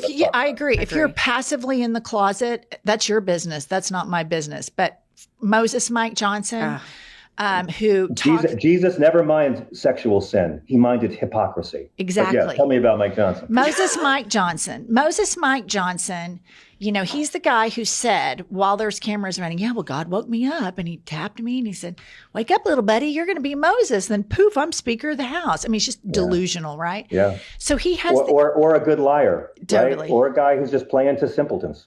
Yeah. I actually, growing up in the Bible Belt, I kind of think he legitimately thinks this. I have so many friends that have delusion about this stuff. They believe in spiritual warfare. My friends in high school, they really believe in this shit, talking, all this crazy shit. They really believe that we have to arm ourselves and ignore everything Jesus said about nonviolence for Jesus. Yeah. All power, insecure men. Moses Mike, as I like to call him, he has all these Pray the Gay Away camps. His wife has Pray the Gay Away camps, the porn tracker with his son, And so, if I had to bet my French Bulldog's lives on it, I'm going Mike for sure. 100%. Then we go on to J.D. Vance, who is a failed drag queen. We all have photographic evidence of that.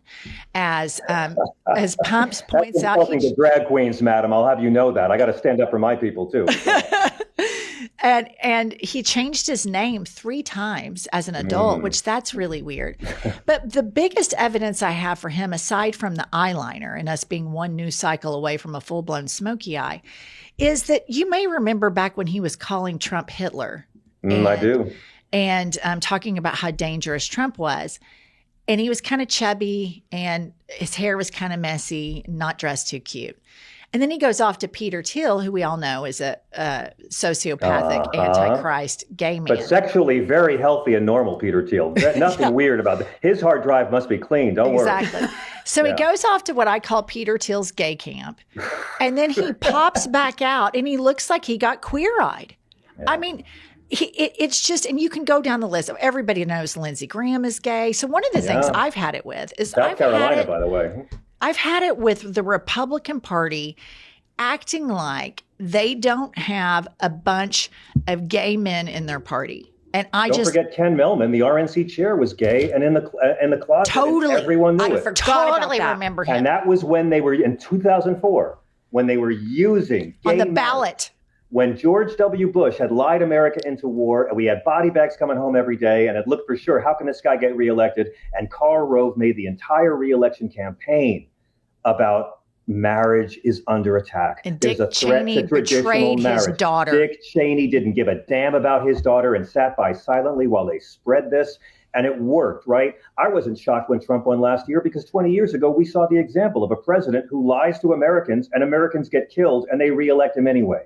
Right? That's what happened in 2004 with Bush after the war. That's what happened with Trump after lying to everyone through COVID. But with the homophobia, first off, there's no part of the Bible you can use to say that being gay is wrong. Let me say it again. There is no part of the Bible anyone can ever use to say that being gay is wrong, because nobody follows Leviticus. Nobody follows Deuteronomy. St. Paul's not actually talking about gay people. I point out in the book that Jesus does come out and say that gay men are born that way in Matthew 19. And I would argue, I go deep on it in the book, the famous story of the Roman centurion, when Jesus heals his sick slave and the apostles are all upset. Well, why would a occupying military officer seek out a local homeless Jewish mystic faith healer to come to his home to heal a common slave?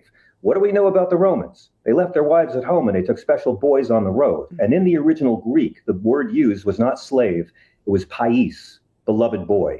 So Jesus, who turns nobody away, you could argue credibly healed an occupying military officer's male lover. I bet the apostles were thrilled about this. Again, homophobia is incompatible with the Sermon on the Mount. Nobody follows Leviticus. You have to stone people to death for working on Saturday. If you believe, fuck you, NASCAR, right? They don't believe it. And any politician who's telling you that being gay is a choice that must be resisted, probably has some experience resisting Totally. it. And it's going to be a pleasure watching this last generation of closeted, shame-filled gay men die off in our lifetime, because young people are not born programmed with this shame today. I'm sitting here thinking there are people in my life, maybe I could give their book and it would change.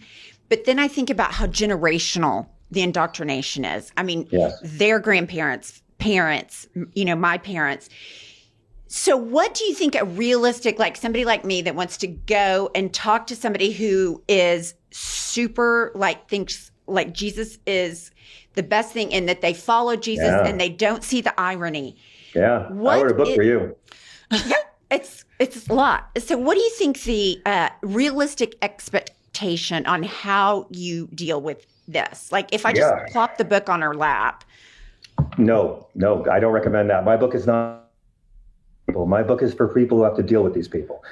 Fundamentalists will not like this book. They will hate you for giving it to them. They will not read it. Maybe some will just to make a hateful review on Amazon, but they're not going to. Now, conservatives are another story. I'm not talking about the haters, just, nice conservative people, right? Like conservative Christians, they're often more liberal with kindness than actual liberals.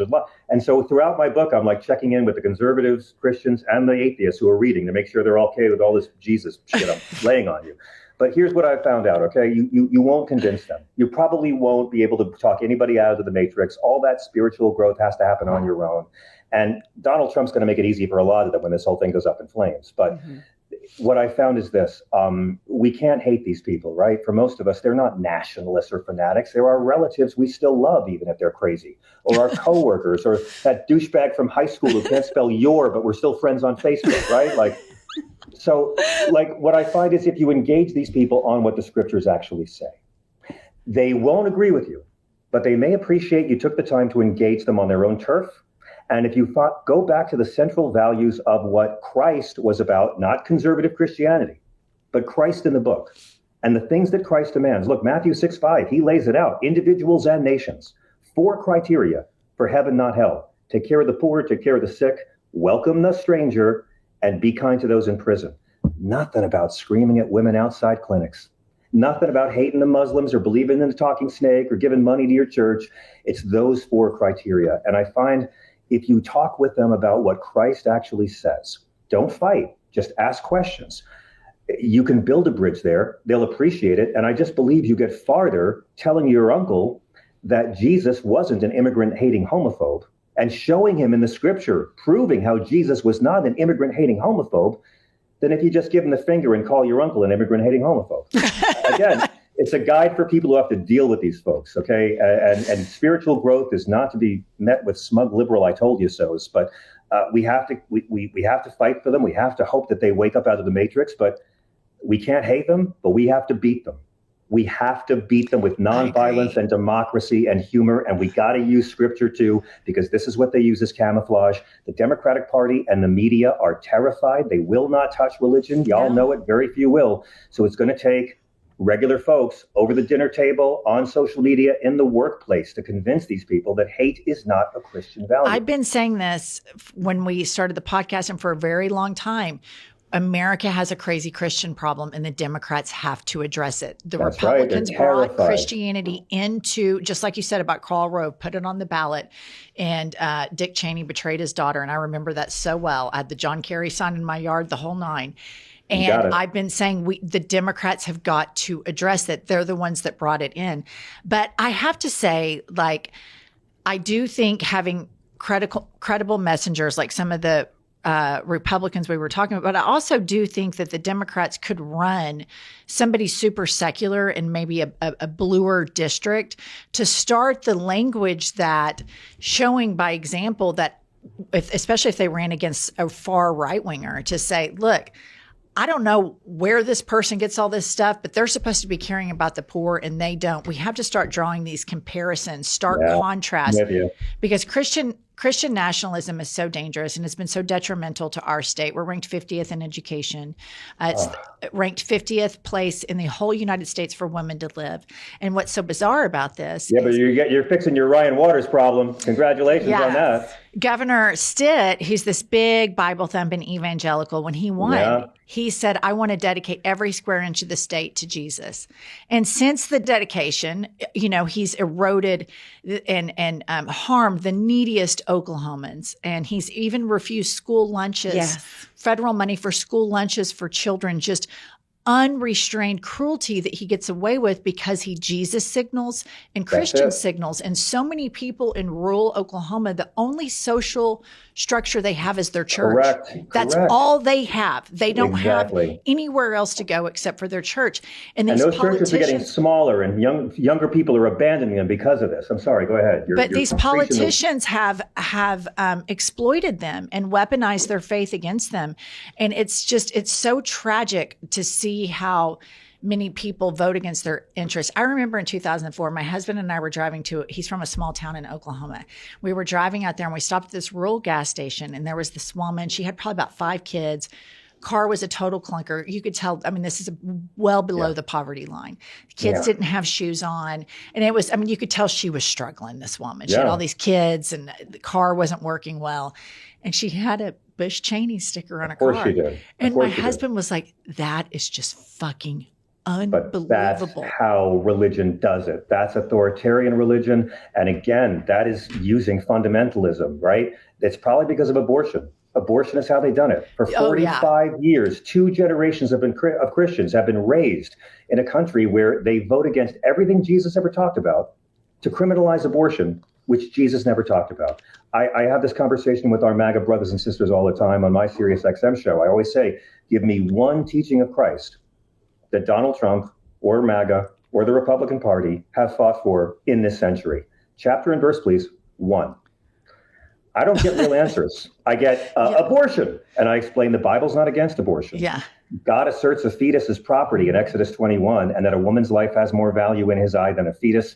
That's why Jews don't ban abortion. That's why abortion's legal and free in Israel right the fuck now.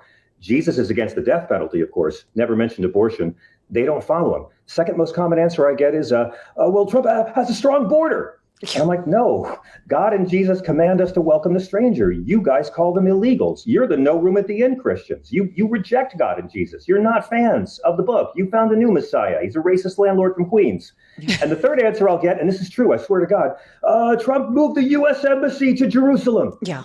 And then I have to politely explain, at no point in the Gospels does Christ state an opinion on the United States or where their embassy should be in the year 33 AD. It doesn't come up. It's not there.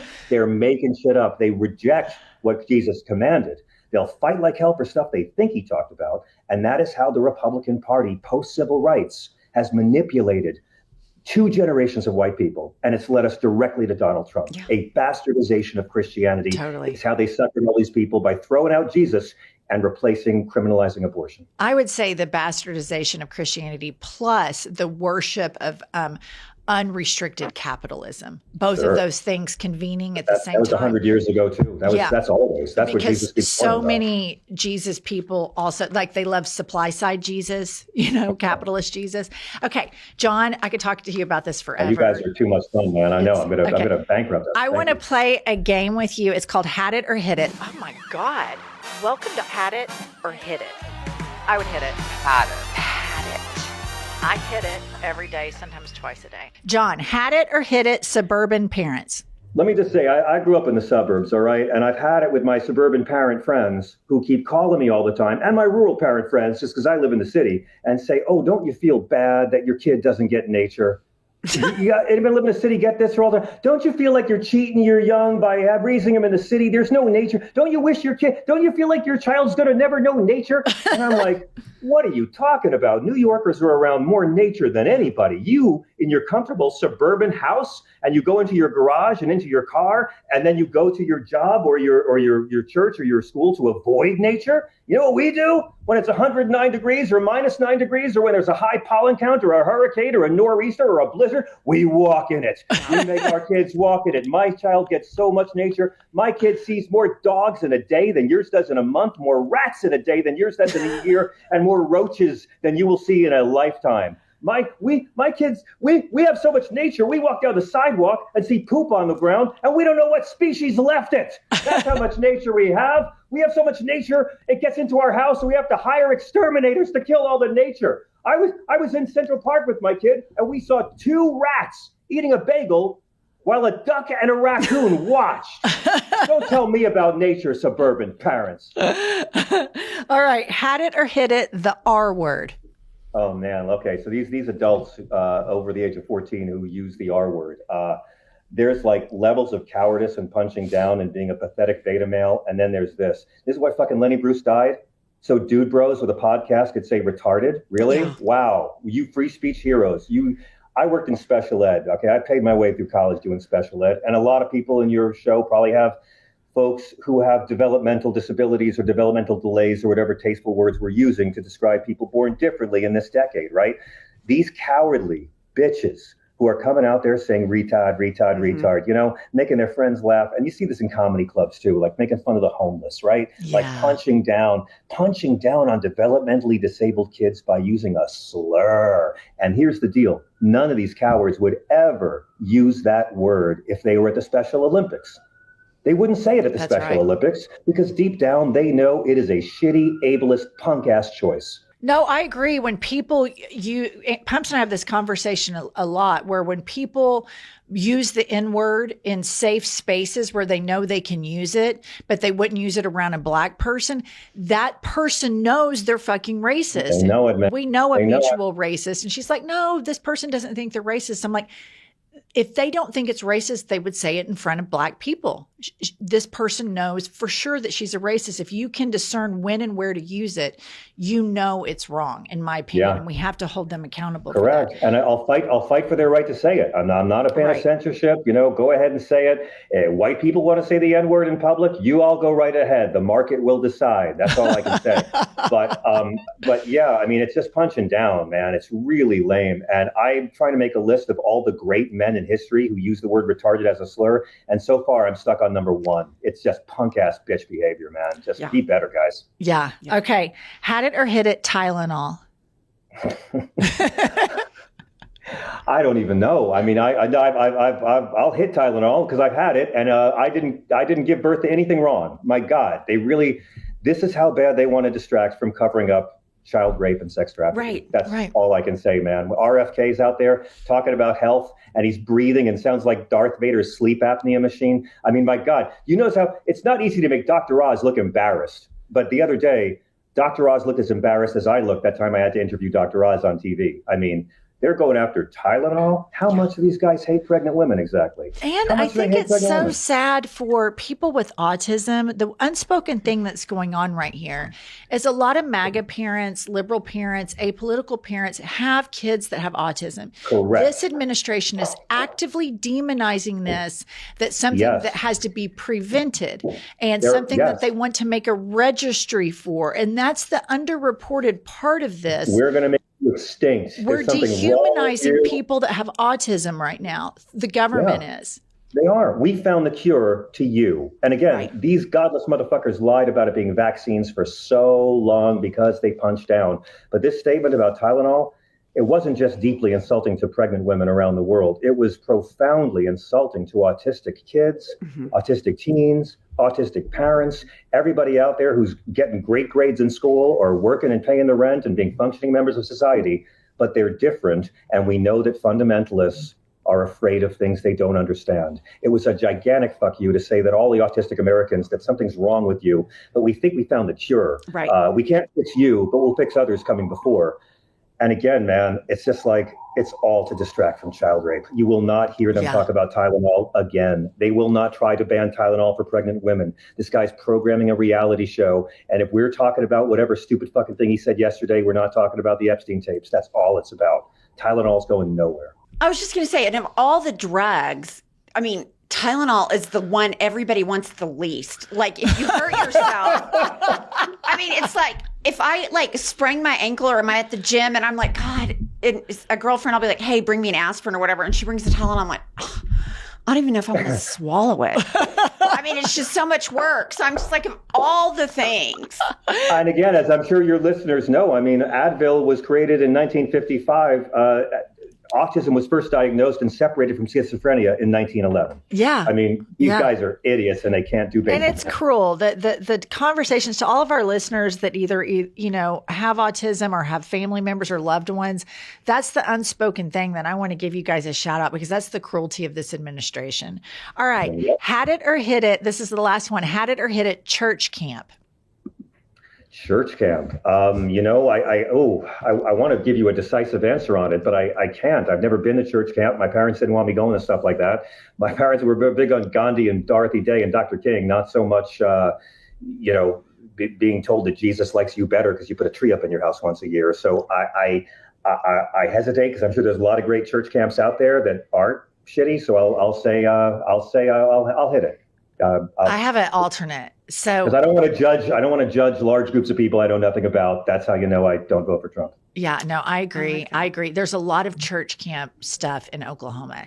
Oh, yeah. And there, of course, whenever you have religious organizations and children, what happens. The fuckery. You're talking to a Catholic.